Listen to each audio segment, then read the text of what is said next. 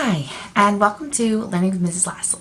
So today I'll be talking with you about how to create a reward system for a child of any age. Now, it's kind of a long title there, but basically today I really just wanted to give you some tips and tricks on how to, if you wanted to, create a reward system for your child.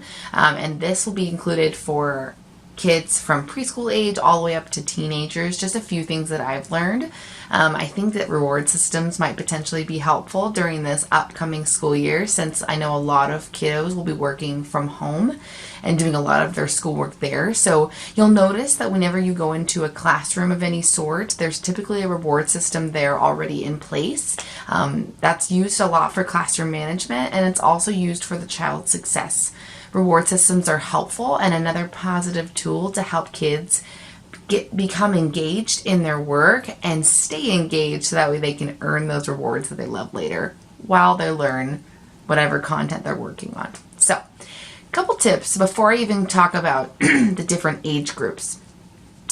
One tip is including the kids in the creation of the reward system. So I think it's really important that when you're trying to keep kids engaged, whenever you're doing anything, it's important to allow them to feel like they have a voice. So if you're creating a reward system for your child, include them in on the decision making. That's going to be really important. They're going to feel very much more kind of in control, which is a good feeling for them. And it's also going to allow you to really understand what's going to work for them. So like another tip would be thinking about the child's interest. So rewards are very unique to each individual child. Now, granted, there are a few things for each age group, which I'll go over in just a second, that are pretty universal, like things like stickers or TV time or things like that. Most kids like those things, so they're an easy reward. But before you make a reward chart, maybe ask your child, like, what would you want to earn throughout the day? Do you want to earn television time? Do you want to earn some artistic time? Do you want to earn some individual time with me or dad? Do you want to earn some toy time? Things like that. There's a whole bunch of different things that your child might be really interested in. And I would seriously suggest having you sit down with your child to discuss what's most interesting to them, because the reward system only works when they're engaged and excited about earning that reward. So if they're not very interested in it, you're going to find there's not a whole lot of success in the reward system. So that's another tip. Also, logical rewards. So I know some of you might be familiar with Love and Logic. It's a parenting style book. They do it for teachers as well. But basically the idea behind it is providing natural consequences. So they do that a lot for punishments, but it's all the same for rewards too. So thinking of natural rewards. As an example, if you're working with a preschooler and you're thinking about offering a reward system for them, the reward you might offer is like an illogical reward would be offering a preschooler, time alone with their friends, unsupervised, right? So like that's what you could theoretically offer a teenager, like, oh yeah, go out with your friends, hang out. But you couldn't offer that to a young child, not to mention that not only would that be unsafe, but that's also not appropriate for their age. So offering logical rewards, or like the same thing for a lot of television time, or like free television time, that's not going to be quite as logical for a very young child versus an older child that has a little bit more control and maturity. So thinking about logical rewards while you're working on this. And the next thing is praise. So regardless of the age of your child, regardless of whatever system you have in place, praise, praise, praise. Positive reinforcement is so important. Please make sure to remember to praise them when they're doing something awesome. So instead of only saying, oh yeah, you didn't do this chore, so I guess you didn't do the reward. That's fine in moderation. However, constantly reminding them that they are doing a good job when they do it is really important. That's what another piece that's going to keep them engaged, because your praise is another reward. Whether or not it's being said in a chart, it is important to them. Everybody appreciates getting praise. So don't forget to do that with your kiddos. Okay, just a quick rundown. I don't want to take up too much of your time, but if you're working with little kids and you're making a reward system, a couple tips I have is making it visual and colorful. So you want the child to be engaged. Keep in mind that their young brain their attention spans are short and fleeting. So keep in mind that when you're doing a reward chart, make it very visual. You want them to be able to see it at all times during the day, because when they're working on something, all they'd have to do is just move their eyes over and come back. If you're relying on their memory, I think you're going to be feeling very frustrated. So keep it visual, keep it very colorful so it keeps them engaged and not distracted. Also with young children, immediate reward. So this is very important.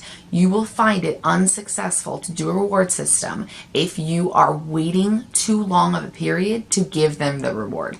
So like I said, we've talked about this before. Littler kids have a shorter attention span. So they're going to need more of an immediate reward. So as an example, if I am working with a young child, probably like 3 or 4, I'm going to suggest that that child only complete maybe 1 or 2 activities and then they get a reward. That reward might be a sticker. That reward might be, some playtime. Actually, I'm going to go back a little bit. That reward might be playtime. Stickers should be something that little ones use all of the time. They're bright, they're engaging, they're something that they can use. And a sticker should be accrued every time they do an activity. So let's say you have an activity chart. That's going to be part of the reward. Each sticker they get to put on means that they've completed a task. That alone will be a reward for a child that small. So stickers are awesome. Make sure to give them an immediate reward. If you wait too long, you're going to find them very frustrated. Okay. And also making sure it's related to the activity. So like making sure that if you're giving them a sticker, it's not helpful to give them a sticker 3 hours after they did the activity, because again, that attention span's not there. So they're not going to understand the correlation between the activity that they did and the sticker that they earned. So that's very important, that whenever they do an activity, it's important to just give them that reward, that sticker or that praise right then and there. If you wait too long, at that point, there's not really a point to address it, because they're not going to understand why they're getting the sticker, and then that might get confusing. So being very clear about how you earn the stickers. And that's another thing too, is that if you're going to set this up with a child, in addition to learning their interests and doing logical rewards, make sure to very clearly communicate with your child, even if they're young, how they earn the rewards. That's going to be really important, because it's going to set them up for success. Okay, next is school age kids. So we're a little bit older. Stickers might not be quite the only thing they're going to want to do. They're going to want things a little bit more tangible. So I would offer with school age kids, maybe giving them a few. So like if they complete 3 or more tasks, maybe they get some free time, or maybe, they get some play time, or maybe they get a little bit of technology time where they get to do an educational game, but it's still fun. So you can, with school age kids, because they're a little bit older, their attention span's a little bit better, they will be, it'll be easier to give them a few more tasks at a time before they get that reward. So keep that in mind. If they're older, it's a little bit easier. Also, more mature rewards. The same thing as logical rewards for the young child too. So if they're, just make sure that the rewards that they're giving, they're interested, but they're also age appropriate, right? So giving them a ton of television time is probably not the best choice, mostly just because for their age group, it's not going to be quite as beneficial for them, or unsupervised time or anything like that. So giving them something that they enjoy, but you can also wait longer periods. So it's going to be easier if you forget to give them a reward earlier and they don't remind you, which may happen, but quite a little bit more unlikely. But if they remind you later, that's going to be easier. They are mature enough to make that correlation. So you can wait a few activities before you give them that reward. It also helps with their endurance too. So that's going to be helping them grow up. And finally, tweens and teenagers. So if you're thinking about older kids, obviously stickers probably won't have the same effect. In fact, it probably will make them feel a little bit too childish and won't want to make them feel engaged in doing the rewards. So in order, if you want your, teenager to do some chores, or you want your middle schooler to work on some activities that you really need done, I would encourage, instead of stickers, maybe doing tokens. I know I did this growing up, that I would have, basically they're just like little tokens or coins, and I earned a certain amount of tokens for doing, a certain amount of reading. I would have to read 30 minutes and I can earn a token. Or I had to do I had to clean the bathroom and then I would earn a token. So earning tokens might be a little bit more tangible and more mature for your older kiddos. In addition to that, Also making sure that their tasks are harder. So like, obviously they're older, so their chores are going to be a little bit more mature than obviously what a little kid would do, but keeping in mind to also set them up for success. So don't only give them the most challenging chores, also give them a few of chores that they're easier at and won't be quite as challenging, because you want to set them up for success. So if you're constantly giving them challenging chores, they're going to might potentially feel overwhelmed and feel like they can never earn the reward.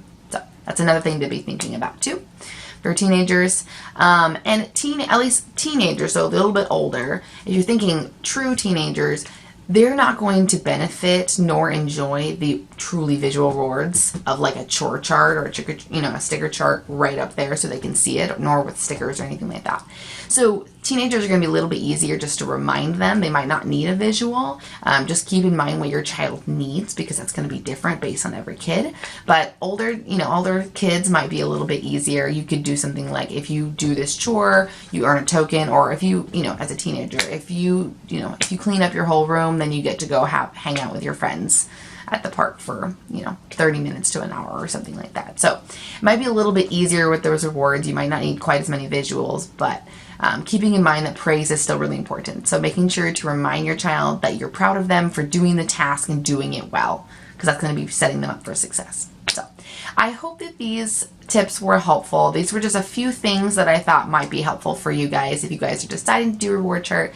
Like I said, this is very helpful if you want your child to be doing tasks efficiently, and also be doing it without complaint. So it's not going to be a perfect system in the beginning. Your child will complain, because that's what children do. That's what everybody does. However, I think that if you have these systems in place, I have found, at least in my own experience, that it's been very successful, and not only in successful, but in like really exciting for the kids. I've had a lot of children that are excited when I give them a chore chart or a reward chart. They absolutely love it. So knowing that they're working towards something and being able to see that progress and success makes it a lot more exciting. I know that that's how I feel when I'm working toward an activity. If I see a really great reward or success at the end, then that makes me more motivated to do it. So I hope this is helpful. I hope you have a great rest of your week.